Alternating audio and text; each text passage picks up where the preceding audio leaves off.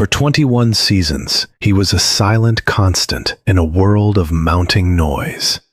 In an age of contrived drama, sensationalism, and transient fame, Norm Abram would come into a small Massachusetts workshop, pull on his trademark plaid shirt and safety glasses, and create something real and lasting. No shocking revelations, no tearful eliminations, no celebrity guest stars to enhance numbers. The wood, the tools, the quiet, steady expertise of the man who wielded them, these were the only stars of the show. New Yankee Workshop was more than just a TV show. It was a cultural institution, a Saturday morning tradition for millions. It made money. It was paid for completely by its underwriters, and it was loved by a passionately loyal audience that spanned generations. The statement struck a tremor through its community when the workshop doors closed for the last time in 2009. The show was at the height of its power, and its host was a demigod.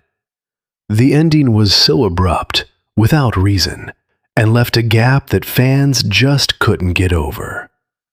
Norm Abram didn't leave the institution he helped build because of network politics, or diminishing ratings, or creative fatigue. It was a narrative of considerably greater intimacy and import, a subtle truth masked by 20 years of apparent, effortless control. To understand the immensity of the ending, one must first realize the uniqueness of its existence. The New Yankee Workshop was the brainchild of producer Russell Morash, a pioneer of how-to television, and the man who created This Old House. For years, Morash had watched Norm Abram, the master carpenter on his flagship show, and seen something uncommon. It wasn't just the obvious proficiency with a saw or chisel that Norm had. It was his nature. He had a strange patience, the ability to break down complicated processes into simple, understood steps, and a quiet authority that generated trust without intimidation. He could make the idea of making a flawless dovetail junction not only attainable, but accessible to someone who had never even sharpened a plane iron.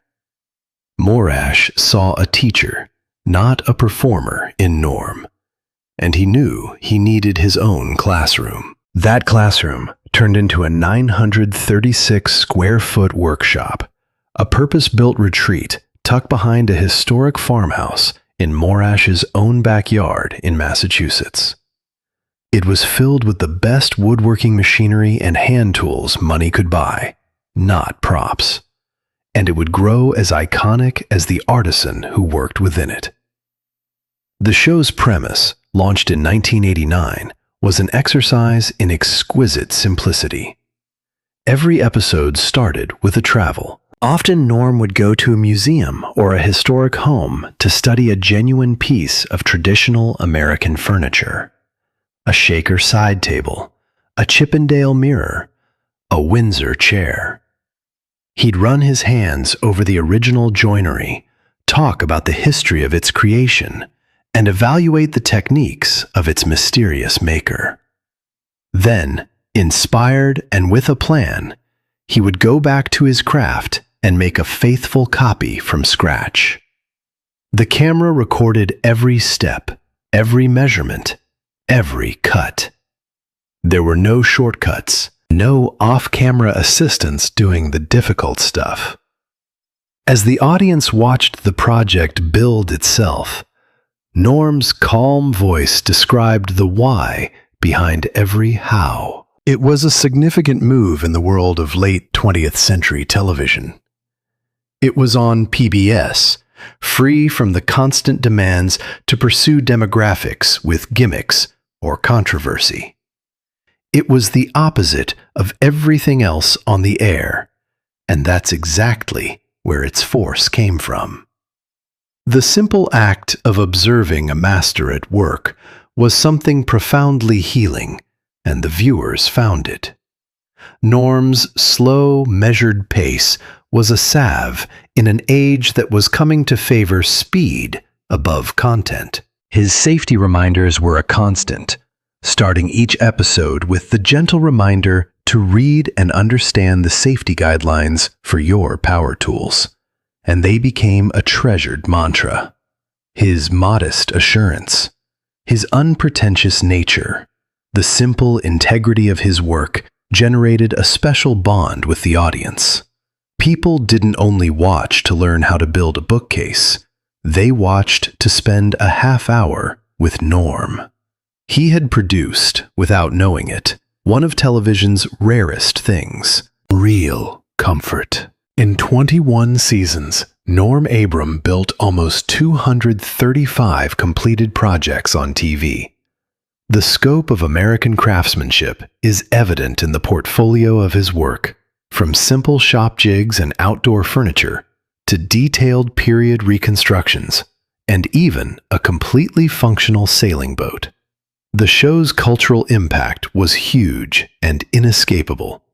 Woodworking clubs all around the country had booming memberships. Retailers said sales of some tools would skyrocket the weekend after an episode in which Norm had promoted them. The initiative was recognized by vocational schools and private instructors, with inspiring a new generation of pupils to take up the skill. Norm Abram had become, without asking for recognition or fanfare, one of the most important and influential men in American woodworking. A quiet giant whose impact was felt in countless home workshops across the country. But the serenity, the almost meditative beauty of the end product on the screen masked a grueling and relentless reality just outside the camera's lens. What the visitor saw was a perfect 22-minute lesson in craftsmanship, but it was the distilled essence of an immense and difficult labor. Making just one episode of the new Yankee Workshop was a huge undertaking, taking between 40 and 60 hours of intense prep and shooting. The process had started far before the cameras rolled, with the diligent sourcing of lumber. Norm didn't just use any wood. He went out and found the correct species, frequently in specified sizes and with particular grain patterns, to pay homage to the original pieces he was copying. This in itself might be a long search, with him having to go through several boards to find the right stuff for the job. The wood was in the shop. The next difficulty was to back-engineer the build into a process that was not only physically sound, but also cohesive on television. Norm had to come up with a workflow that could be filmed in a logical order, figuring out which repetitious procedures could be shortened and which important skills were to be portrayed in full. This was a constant debate between the demands of real woodworking and the limits of TV production. Angles for the cameras had to be worked out. Lighting had to be set up for every machine and every action, and the entire workshop had to be assembled to look functional and visually clean on screen. But through all this complicated production, one immutable reality remained. Norm Abram still had to make the piece of furniture, and he had to do it right. And this is the ingredient that makes the new Yankee Workshop different from almost every other show of its type. Norm was not an actor playing a carpenter. He was a great carpenter doing his real job under the watchful eyes of a television crew. The crowd saw exactly where he cut every time. All his skill, all the work of his hands, all tight joints. If a piece of wood was miscut or a joint didn't fit, there was no hidden backup version waiting in the wings. He had to figure it out himself, right then and there, frequently with the cameras still running. There were no stand-ins, no off-camera craftspeople to fix mistakes. He had one assistant on set, although the job was more cleanup, putting finishes and the logistics of the shop. The woodworking, the very craft that was the soul of the performance, was his and his alone. It was this steadfast dedication to authenticity that formed the foundation of the program's legitimacy. Any experienced carpenter would have seen it quickly: the delicate skills, the confident use of tools, the true craftsmanship of a real craftsman. But even people with no woodworking experience could feel it. You can feel the difference when someone is telling you how to do something to someone who has an intuitive, profound knowledge of what they are doing. Norm had that quiet power, and it came through on the screen, laying a foundation of trust that carried every single episode. But that realism, the show's great strength, comes at a large, cumulative personal cost. In the busy production times, the new Yankee Workshop was not a part-time job. It's a full-time job, often taking up 40 to 60 hours of his week. Compounding the burden was the fact that he was also executing his duties as master carpenter on This Old House, a major television show with its own demanding filming schedule. Norm Abram has essentially been doing 2 high-pressure television jobs for nearly 2 decades.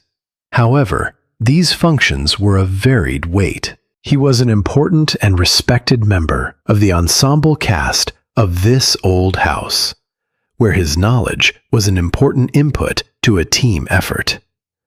But on the new Yankee Workshop, he was everything. He was designer, constructor, teacher, and host. The success of every single episode depended on his capacity to show up and do complex, physically demanding work day in and day out, from start to finish. And there was the actual setting itself. For all its charm and equipment state-of-the-art, the workshop was a real working shop, not a cushioned television set. The floor was bare, cold concrete. On filming days, Norm would be on his feet for 8, 10, sometimes 12 hours at a stretch, standing on that hard surface. This wasn't a few weeks or a season for him. This was his existence for more than 20 years. His body took the pounding, through his feet, his knees, his hips, and his back, year after year, season after season. The screen showed an image of quiet concentration, a guy at peace in his task. But the actual reality in that workshop was one of continual, repeated strain. Lifting massive slabs of hardwood, bending over workbenches for hours of precise joinery, wrestling large assemblies into place, and repeating these motions thousands upon thousands of times. Norm never played that strain on camera. He was completely professional, never allowing the physical exertion to shatter the idea of effortless mastery. But the simple, unadorned truth was that the exact realism that made the show so appreciated was also what made it so physically taxing. And in 2 decades, that constant demand exacts a toll that cannot be avoided. By 2009, Norm Abram was approaching his 60th birthday.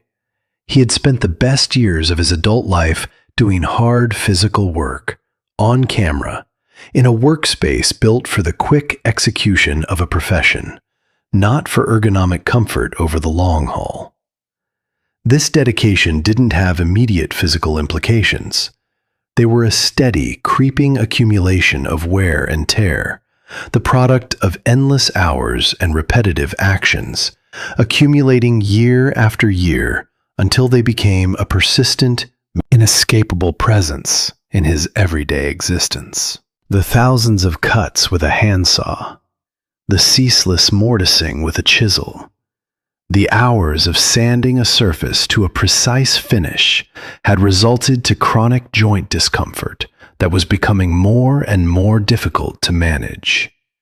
His back, loaded with heavy lumber and twisted and bent by years of labor, always bore an underlying pressure. The most debilitating of all, however, was the development of plantar fasciitis, a severe inflammation of the tissue in the feet, a direct and typical result of standing for long hours on unforgiving surfaces like concrete. It had been a persistent issue, making the long hours in the workplace a test of endurance. None of this was ever seen by his millions of viewers. It spoke volumes about Norm's character and about his tremendous respect for his audience and his trade. He was not a man to complain or to call attention to his personal misery. The labor in the last seasons was no less painstaking, no less careful, no less unhurried than it had been in the very first. He kept up the standard of perfection he had set for himself, even when his body began to complain. But behind the scenes, the debate was already underway. There were quiet, practical conversations regarding the show's future with his old friend and producer, Russell Morash, and the management at WGBH in Boston. It wasn't a matter of whether the program was still successful and relevant. The popularity and the funding were as robust as ever. The actual question was quite personal. What was Norm paying for to go on? That's the main thing that gets neglected in the recaps of the show's ending. The physical toll Norm went through was not an indication of failure. It was the natural, predictable result of doing true, authentic work at an extraordinarily high level for a very long time. It was the price of his own self-esteem. Norm has devoted his own physical and creative being to the new Yankee Workshop for 21 years. At the end of the day, his body sent him a loud, obvious, unmistakable message that the account was in the red. When that physical fact became impossible to ignore, it was time to make a decision regarding the future. The termination of the new Yankee Workshop, when it happened, was a choice made by Norm Abram and Norm Abram alone. This is not to be overstated, as in the years since the show's conclusion, the vacuum for knowledge was filled with speculation and hearsay. There were rumors of creative differences, conflicts with the producer, pressure from the network, or falling ratings. All of these notions were wrong. Morash and Norm himself have been explicit and consistent about this, told us there were no outside forces at work. The network did not cancel the show. It was done carefully, methodically, and on Norm's own terms, in an effort of anticipatory self-preservation. Norm took it in his own simple, modest way. That was it. We've had a great run, built challenging projects, met wonderful woodworkers, and enjoyed loyal support from millions of viewers. There were no complaints, no accusations, no melodramatic story of struggle. There was nothing except thanks and a clear, dignified recognition that a chapter was concluding. Russell Morash, who had created the show and hosted it in his own backyard for its entire run, framed the issue as clearly as possible. The show couldn't exist without Norm, he explained. There was no version of the new Yankee Workshop that could have someone else at the workbench. This wasn't something that could be translated into another format. This was the unique alchemy of one man, with a unique set of skills and temperament, working in a unique way. And the choice to discontinue the show was inseparable from the personal decision Norm had made about his own health and his own life. Morash also shared another, more personal incentive rarely talked about. Norm has shelved his own projects for years.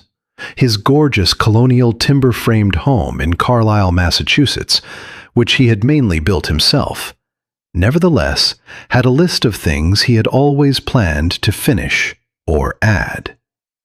The show's grueling production schedule had taken its toll on his own home workshop, draining his time and creative energy. Ending the new Yankee Workshop was not a retreat from carpentry. It was a return to it long overdue. It was a chance to finally do something for himself and his family on his own time, without cameras, deadlines, or the immense strain of running a national TV production. On October 16, 2009, WGBH Boston issued an official statement that after 21 seasons, there will be no more new episodes of the new Yankee Workshop. True to the spirit of the show, there was no great departure special, no clip show retrospective with heartfelt goodbyes. The last season revived some of the best projects from earlier years, with Norm recording new intros. A subtle, suitable way to conclude the book. The program concluded the way Norm always worked. Quietly, efficiently, without fanfare. With the deep sense that whatever needed to be said had been said in 2 decades of hard effort. The public announcement was a thing that hit like a real shock. Even the industry's loyal followers hadn't recognized warning flags. The quality of the projects hadn't dipped. There were no rumblings of problems, no sense the show was losing steam. It had been such a permanent, reassuring part of the weekend television schedule for so long that many had grown to think of it as a fixture for good. It just sat there, doing whatever it did, and then, all of a sudden, it was gone. Woodworking forums and internet discussion boards were abuzz within hours. Fine Woodworking magazine, the magazine that had been with the show since the start, noted that the response from readers was unlike anything they had ever seen for a television news story. The letters were not merely expressions of disappointment, but highly personal eulogies for something that had become part of the fabric of people's lives. Veteran woodworkers commented about how the program had reignited a passion for the craft they'd nearly given up on. Novices told anecdotes of how Norm's patient, step-by-step guidance had given them the guts to purchase their first set of tools and undertake their first project. Teachers discussed how the show was a launching pad for children who found a passion for carpentry through Saturday morning television. Parents wrote of the simple joy of watching episodes with their children, and those children, now adults, came back with strong memories of specific projects they had witnessed being made with their family. The sheer volume and emotional intensity of the response showed a fact that ratings figures only hint at. The new Yankee Workshop was more than simply entertaining. It had actively influenced how individuals spent their time, what skills they decided to master, and how they thought about the intrinsic importance of building something real and tangible with their own hands. For a television program to do that, especially one that ran so totally without drama or self-promotion, is a very unusual feat. It is important to note that the prevailing emotion was not anger.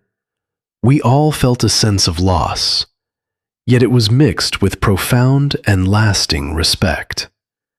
Even without knowing the exact nature of his bodily challenges, the audience understood intuitively. They recognized that Norm had given more to the show than any production could ask of a host.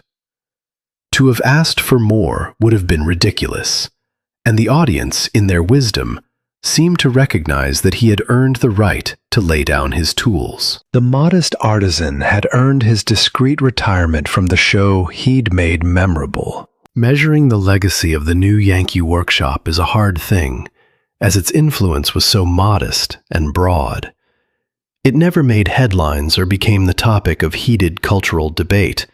It just came up every Saturday for 21 years and taught people how to create things.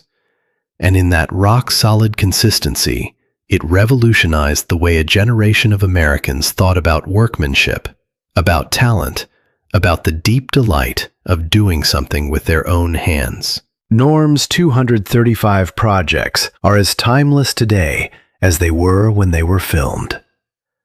The beautiful curve of a Windsor chair, the solid honesty of a blanket chest, the Shaker Classic. Designs like these persist because their beauty derives from usage and good building, not from the fashion of the moment. Norm taught not simply the techniques to make these items, but the idea behind these works.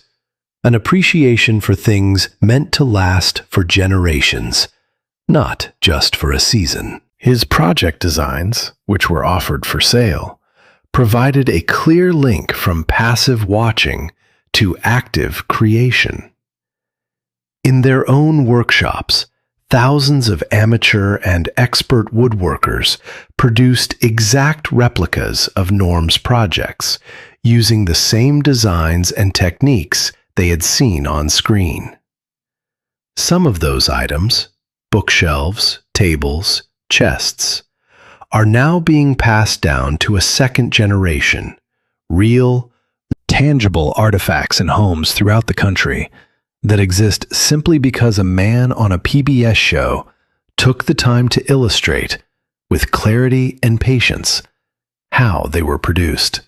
That legacy was given a tremendous new life in January 2023, when Russell Morash revealed that the entire series would be accessible for streaming, free, on YouTube. The response was instant and overwhelming. It introduced Norm Abram to a new generation, many of whom were children when the show went off the air. The comment sections are full with people gushing about how they binged episodes late into the night, recently ordered their first set of chisels, or found it to be the most relaxing and restorative stuff on the internet. More than a decade after it ended, the show was still doing what it had always done, motivating people to go make something. The end of his renowned program was not the end of Norm Abram's career. He kept working on This Old House, where his obligations as master carpenter were much more sustainable. He was no longer a one-man show in a production, but a vital contributor, giving him the opportunity to impart his vast expertise without the same grueling physical demands. For the first time in 20 years, he had the time and energy to work on his own projects as well. Now he could concentrate on the finishing touches on his own timber frame home, getting back to his craft as a passion of his own, not a job. He kept teaching through writing, and was included in a 2016 documentary about sustainable woodworking. After more than 4 decades as a beloved fixture on television, Norm departed from This Old House in 2022. The farewell was just as it should have been: courteous, sincere, and utterly without fuss. The workshop behind the Massachusetts home continues to remain, a tribute to his work, and Norm still comes to visit from time to time, not to film, but just to construct. The new Yankee Workshop's demise can be attributed to a relatively easy set of circumstances, after all is said and done. Here is the tale of a man who is so passionate about his profession and his audience that he was willing to give up everything he had for them. Instead of leaving behind a legacy of disorder and self-aggrandizement, he left behind a history of calm consistency and indisputable integrity. He does not leave behind a legacy of either of these things. When his body, which was his most essential tool, notified him that it was time to stop.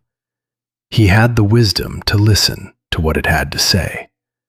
He had the ability to stop. He departed away with dignity, leaving behind a collection of work that continues to inspire others.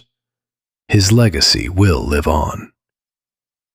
Within a culture that is obsessed with developing the next great thing, Norm Abram has established his career on the base of the ageless art of doing one thing really well. This has been the foundation upon which he has built his career. In addition to the fact that his influence does not exist in the past, it is also present in every joint that is immaculate, in every piece of furniture that is carefully constructed, and in every person who, inspired by his example, takes the time to do a task in the appropriate manner.